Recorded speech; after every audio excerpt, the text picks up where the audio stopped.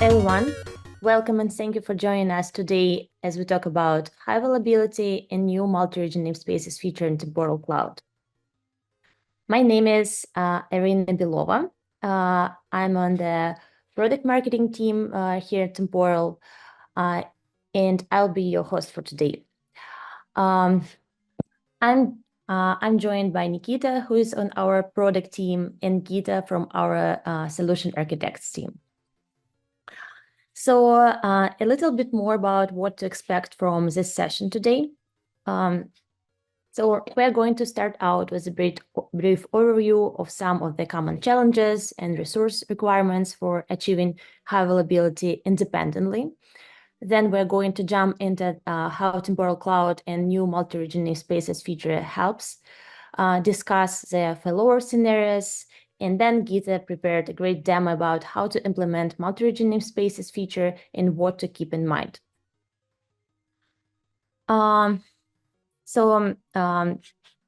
give you just a quick overview of the challenges in achieving high availability independently.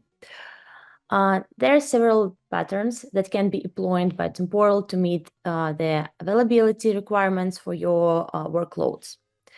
And usually it involves key challenges. First pattern is single region setup. This is simple, but cannot handle region outages. Workloads stop until the region recovers. Another one is multi-region traffic split. It requires manual managing traffic and handling failovers. This setup is complex and increases the chances of errors. And also active and standby regions, which requires complex coding for traffic switchover. Next, the next is manual failover and recovery, where you must detect region failures and redirect traffic manually, which leading to delays and potential data loss. Another one is data consistency and latency. Managing data replication across regions can introduce delays and conflicts, making the systems less reliable. And the last one we'll cover today is the cost, infrastructure cost. Maintaining high availability across multi-regions independently can be expensive due to duplicated resources, and also constant maintenance, monitoring, and troubleshooting requires significant resources and effort. With that, I'm going to pass the screen over to Nikita, and she'll describe our solution.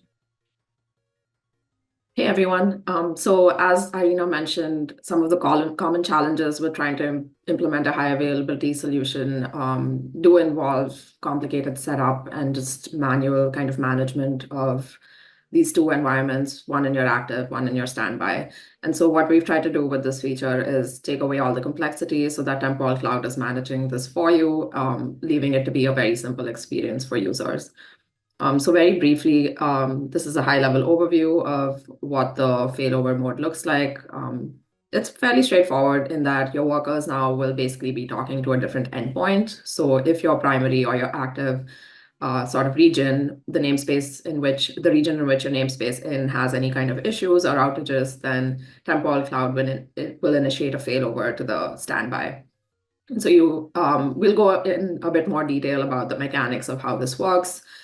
Because from an implementation and usage point of view, this feature is pretty straightforward. I think the more interesting parts are in the details, which I think, as mostly technical folks that use Temporal, that part is actually more interesting, and we'll definitely go into that a bit more. So yeah, quickly talking about sort of the highlights of the feature, how to implement it, right? So it's really, really straightforward. All you have to do, either if you're starting from scratch, creating a new namespace in Temporal Cloud, then you just add two regions to that namespace. One is your active and one is your standby. Similarly, if you already have an existing namespace that you would like to avail high availability for, then you simply add a region to that namespace. So what this means is no code changes required on your end, no manual intervention. What we do in the back end, once you kind of add this extra region, is we take care of all the data replication and the synchronization between the two regions. And then if we detect any kind of increase in latency or error rates, then Temporal Cloud will actually trigger a failover.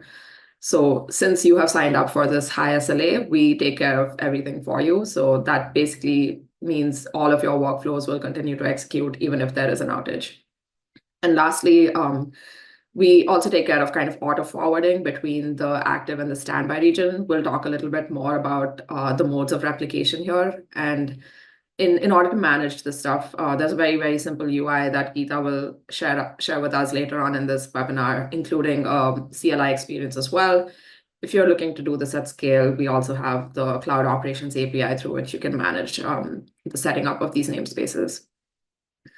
So a bit more of the details around how this feature works and how it's implemented.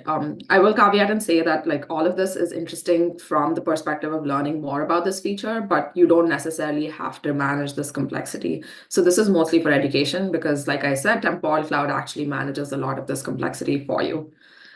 So with respect to the type of replication this is, I think a commonly asked question is this synchronous or asynchronous? So strictly speaking, this feature is asynchronous replication, largely because there can be a small delay between what you're seeing on the active and what you're seeing on the standby side. So what we call this is replication lag, where all workflow updates that are being experienced in the primary or the active namespace are transmitted or forwarded to the standby. However, there could be a small delay, which typically is in the milliseconds, but we're actively trying to keep that at P95 of less than a second. But typically, more often than not, it's in the milliseconds. So that's what we call the replication lag. And typically, most users do not have to worry about replication lag. This is because if there is a replication lag, Temporal Cloud will kind of decide how to handle that so that we ensure that your failover still happens and happens in a way that your workflows are not affected.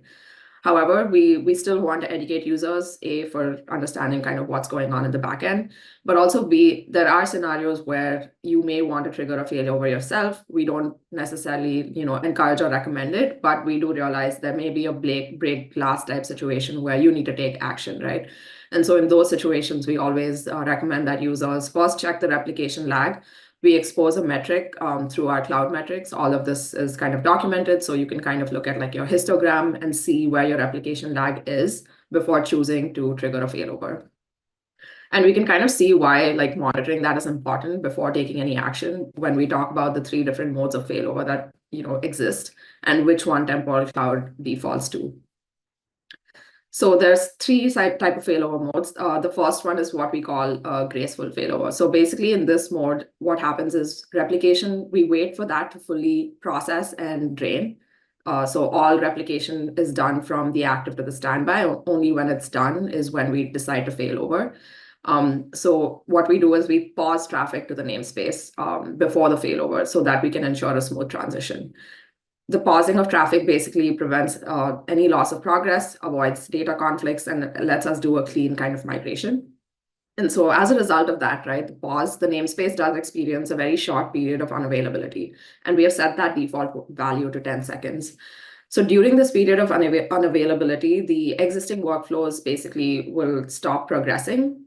There will be no state transitions and no new tasks will be dispatched.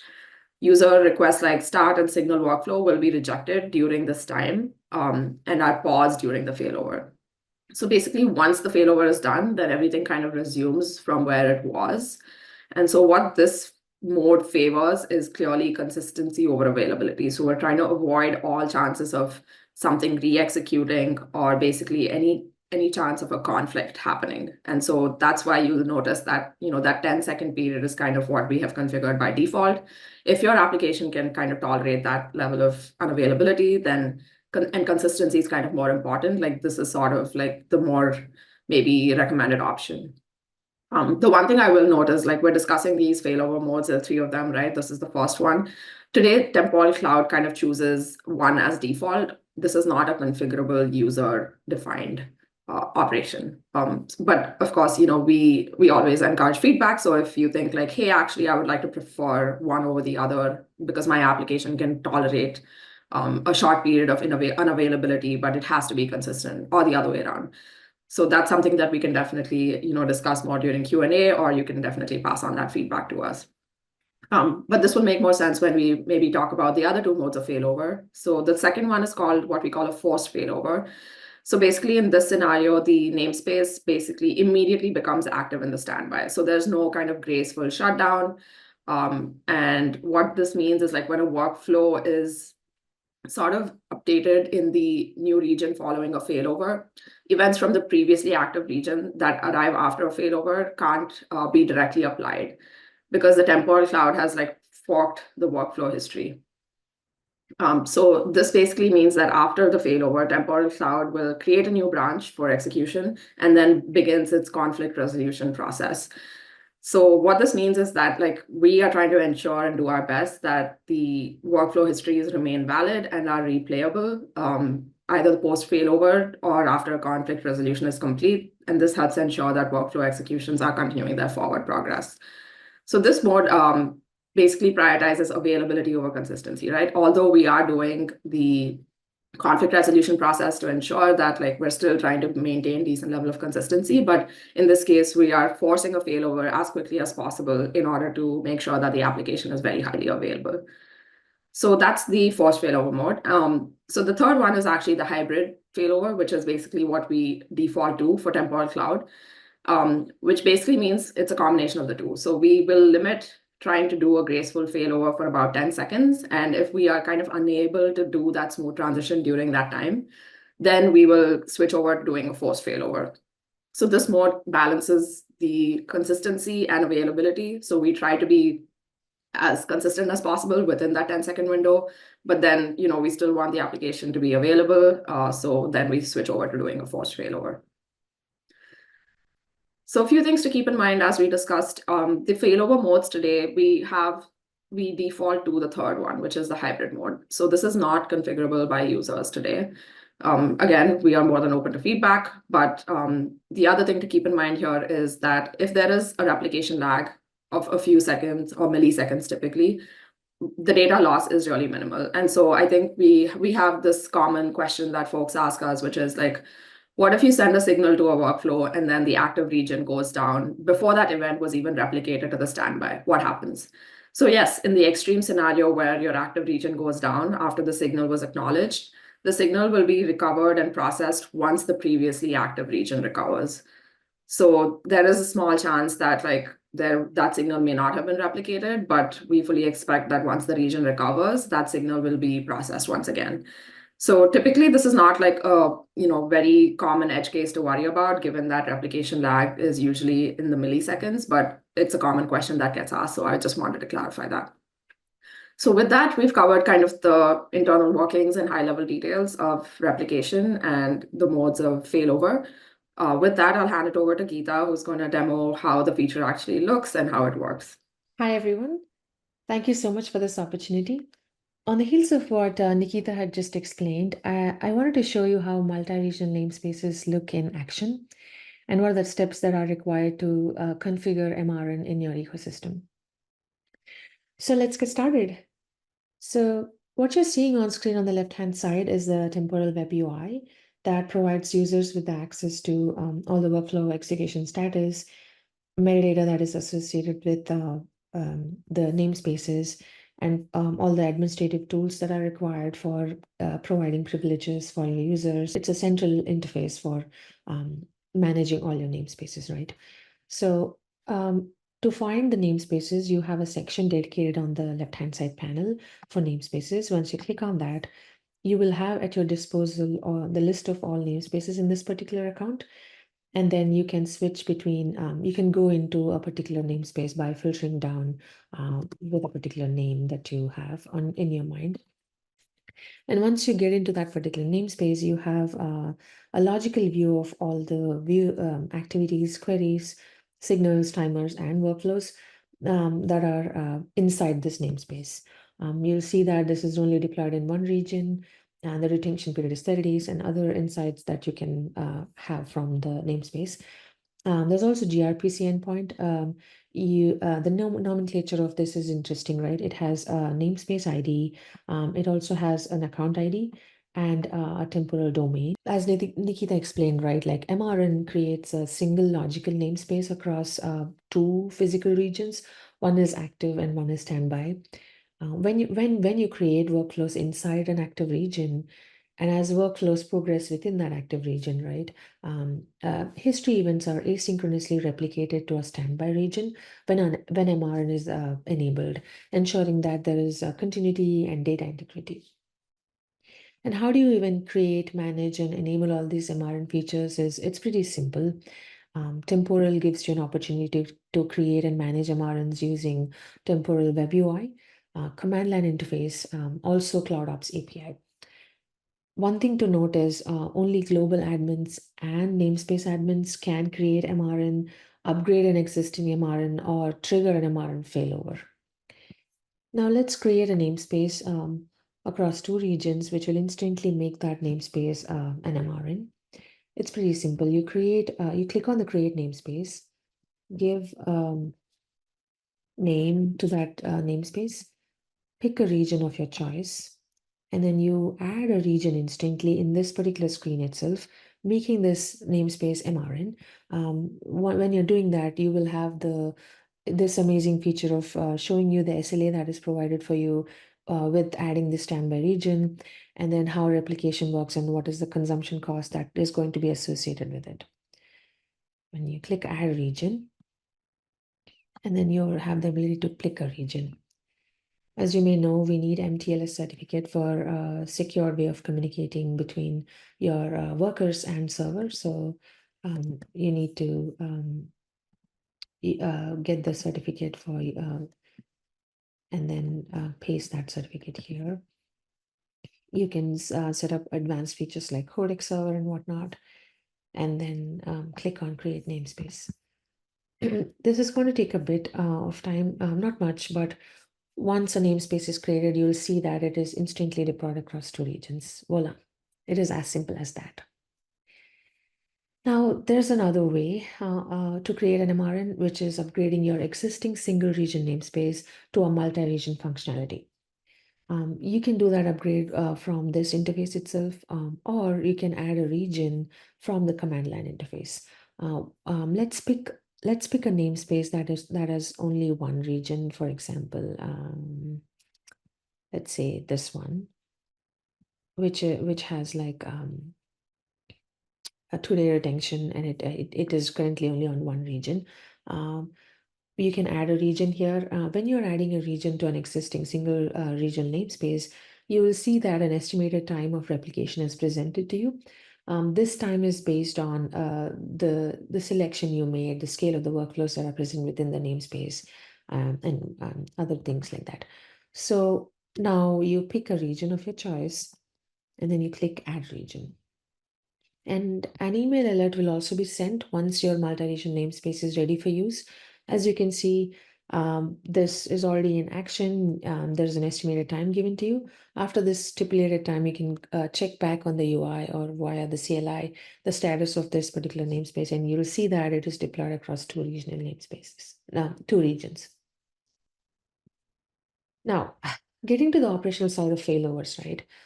Temporal is responsible for detecting and triggering a failover for a multi-regional namespace in the event of a regional outage or a disaster. Users can also trigger a failover during an outage of a non-temporal control regional downstream dependency, or for testing purposes. And when a failover happens, there will be an operational shift, right, of all the workflows that are processing in the active region will be moved to standby region, ensuring that the existing workflows can still progress and new workflows can be created as the instance is being addressed.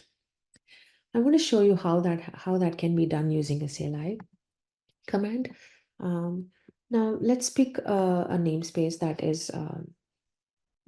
we just deployed across 2 regions, which is MRN4, right? I want to show you how failover can be triggered via CLI. Right now the active is EU West 1. I want to failover this to EU West 2 using command line. The command is very simple. You just have to write tcld namespace failover and then give the namespace ID here, and make sure that you give the target region source, target region exactly the way it is in the code that is given to this particular region in the right way. Once you do this, you'll be asked a couple of questions. You answer those, and then voila, the failover is started and it is in progress. After a couple of seconds, you can check back on the UI. And now if you refresh this UI, you'll see that the failover is already in progress. You can check back to this periodically and see where the status of this failover is. That's one way to do it. Another way, the primary use case for this MRN is to make sure that you have workloads that are ongoing and your business continuity is not interrupted. For this particular case, right, I picked a trivia game as an application to show off how this can be done. This trivia game is a fun interactive game that is built by our solution architects team to demo the features of Temporal, like long-running workflows, long polling, continuous new state machines, and all the awesome features of Temporal we have that are utilized while building this demo. And then this particular demo that you're seeing on the right side of the screen, it utilizes two workflows. One is to orchestrate the game itself and then maintain the state of the game, and the other workflow is to add a player to the game. There's a simulator that will load the defaults and run the game, and each player will answer the questions randomly, and the game progress will be shown to you on the screen. And players will get 2 points, just like the real world trivia game, for being the first to answer, and then you get 1 more point for getting the right answer, but not being the first also. After all of this is done, the final scores will be revealed after the game is complete. It's a simulation of the trivia game. So in the interest of time, I've created a lot of games for us ahead of time. And then as you can see, I added multiple players here. Let me show you. There are 11 players playing the game currently. And then these are single player games that I'm showing for you. And if you head to the namespaces, that is associated with this particular game, that is this. And then go to the workflows, you will see that there are multiple workflows that are continuously running that are orchestrating this particular game. Once I wanted to show you that in this particular game that I'm playing, you see that the DNS of this particular namespace is shown on the right top right corner, which exactly is in sync with this namespace's primary or active region, so which is US West 2, which is the same as the one that you're seeing here. Once you trigger the failover, we will see that this will change from US West 2 to US East 1. I'm going to do that right now. Click that trigger failover button, and it will give you a pop-up of saying, are you sure you want to do that? And then you can click failover. And once this is happening, you will see that there will be a slight disconnect or as the games are progressing, you will see that there will be a slight amount of disconnect happening between the console and also the temporal service, but the replication is still in progress, and then there will be within no time you'll see the DNS get updated to US East 1. Now, while this is happening, right, I also want to tell you that one interesting feature here, which is a replication lag, that refers to the transmission delay of workflow updates and the history events from the active region to the standby region. When a forced failover like this happens, and also when there's a large replication gap, you might want to be very careful. And then because the higher the likelihood of having a replication lag, there will be a huge likelihood of rolling back of your workflow progress. So it is a best practice to always check the replication lag before initiating a failover. And Temporal Cloud, conveniently, it gives you 3 replication lag specific metrics, like replication count, replication sum of the replication across these, and then you have one more one more replication metric that will help you create a histogram, and I'm going to show you in a bit how to do that. So as you can see, the DNS is now updated from US West to US East 1. So the experience has been really seamless. The UI is updated. The front-end services has not even experienced a blip. There is a DNS update for you. While the failover is still in progress, I wanted to touch upon a bit upon the replication lag that I just mentioned. The failover is now done. The way you can monitor or observe these failover events is one is to set up an audit log, which will help you stream all these events from the temporal service into your Kinesis stream. And then you will have the ability to look at the logs where the operation is called as failed over namespace. How you do that is get into settings, get into the integration section. You'll have something called as audit logging here. You will have to create, as you can see, I created MR Kinesis names data stream here. And also the IAM and the region has to match with the Kinesis's region. And then once you have this in your Kinesis web view, you can look at the data viewer, and all these logs has to show that the failover is initiated and finished successfully. One more way to monitor your MRN failover is to check the metrics that I mentioned. One way to set up a metrics dashboard is using Grafana. As you can see, I've already pre-built a dashboard for you here. And then there are these external metrics that I wanted to use. And the namespace I'm using is the one that I was showing here, like the trivia one, this one. So I have selected that as my particular namespace I wanted to check. And there is this query that I ran in order to count the replication lag that has been happening while the workflows are being replicated from one region to another region. As you can see, there is a huge bump that has happened. There are like technically 13 workflows that are being replicated. So there is a decent amount of lag that you can see here.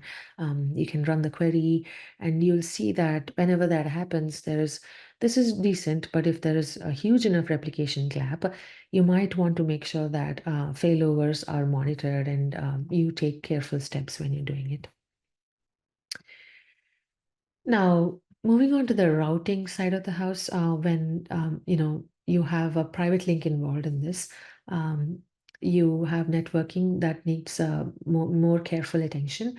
And the way that it works is that a regional DNS needs to be reached through the IP addresses that are local to your network, right? When a private link is involved.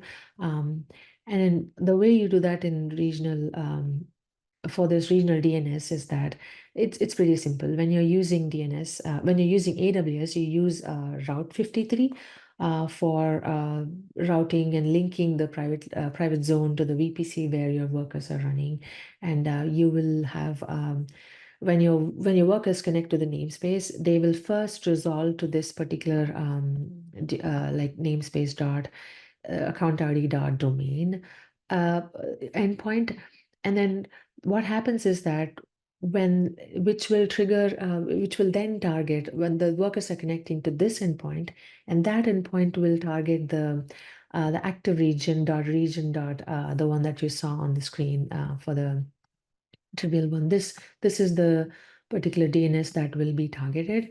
And then what happens is that when a failover is triggered, the way it is configured within our ecosystem is that it will be directed to a regional DNS, thankfully, because because even if that particular active region is down, you will now have requests that are routed to this sub zone for region temporal domain.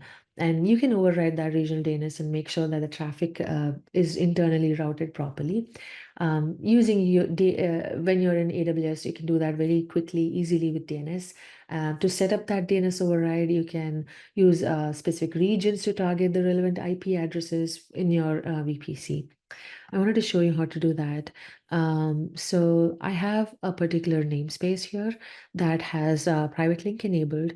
As you can see, there is a particular endpoint that is provided to us.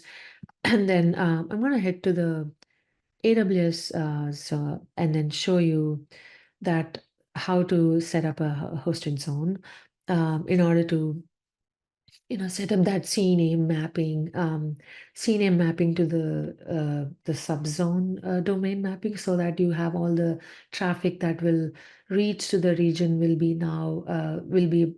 internal IP addresses will now be able to reach this particular domain when a failover is occurring. So in this case, you create a hosted zone, you give a name, and then in the value section, it's going to be a private hosted zone, and you're going to pick a region and also VPC of your choice. So in the interest of time, I actually created one for us, so which is this one. So it talks about like how to, it's a CNAME record, and the region, the value, the routing that has to happen is with this domain and the region, right? And then it will pick the standby region based on the selection you made on the screen, and then the automatic traffic routing will happen for you. So you just create record, pick a domain, which is, as I mentioned, just give a name. And then now in this value, you give that the temporal domain, and then you set up this as a CNAME. That's it. You will now be able to route all your requests that are coming through private links, relevant IP addresses that are routed to this particular subzone, and then everything will be transparent from there forward. And this is pretty much what I wanted to cover, and hopefully that has been useful for you. And thank you so much for this opportunity. If you have any questions, please let me know. Thank you. Okay, great. So yeah, feel free to ask any questions you have about multi-region namespaces or high availability. Lastly, Temporal is hosting our annual Replay conference in Seattle this September, and this conference is dedicated to the platform, practices, and trends in backend software engineering. And this year's event will include 3 full days of workshops, talks, and topics discussions with members of the Temporal team and innovators from the broader community. You can check out more information about the conference and purchase your ticket at temporal.io/replay and use promo code webinar20 to get 20% off your conference ticket. We hope to see you there. Here you can find the documentation about the feature, how it works, and any other technical details you may need to start using this. And feel free to ask any questions here or on our community Slack. All right, Nikita, can you check if we have any questions here? Doesn't look like we do. If anyone wants to ask right now, feel free to. Otherwise, we're always available after the call as well. Okay, awesome. With that, I think we are done with our webinar. Thank you so much for joining. We will send a recording to all of you via email, and thank you for being part of our community. Bye.